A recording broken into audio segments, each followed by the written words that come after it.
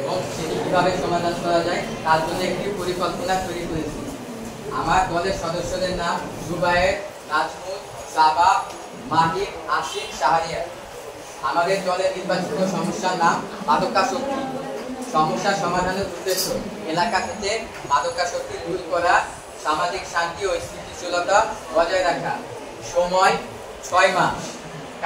মসজিদের ইমামতি, স্থানীয় প্রশাসনের প্রভাবশালী ব্যক্তিদের, সহপাঠী এবং শিক্ষকগণ শিক্ষার্থীদের মাদকাসক্তির ক্ষতিকর দিক এবং বেঁচে থাকার কৌশল শিক্ষাদান করবেন।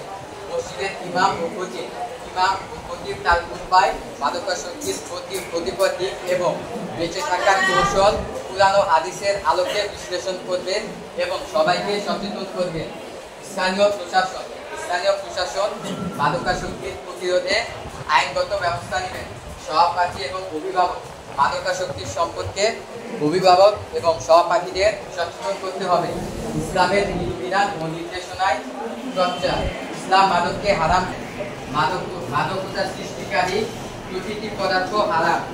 নৈতিক ও মানবিক মাদকাসক্তি যেহেতু একটি সামাজিক সমস্যা, তাই এই সমস্যা মোকাবিলা করা আমাদের সবার নৈতিক উচিত। মাদকাসক্তি প্রতিরোধে সাহায্য সহযোগিতা করা, সুস্থ ও সুন্দর সমাজ গড়ে তোলা। আসুন সকলে মিলে মাদককে না বলি। আসসালামু আলাইকুম। যাও তাহলে ক্লাস নাও। আমার গ্রুপ সদস্যদের নাম মোহাম্মদ ইব্রাহিম, মোহাম্মদ সৌজিব মিয়া, রায়ান, আরাফাত, সিফাতুল ইমতেজ, রিসাল 32।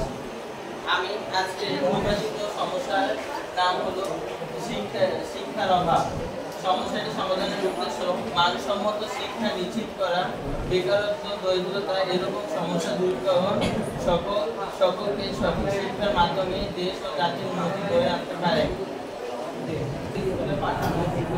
শিক্ষার্থীদের পড়াশোনা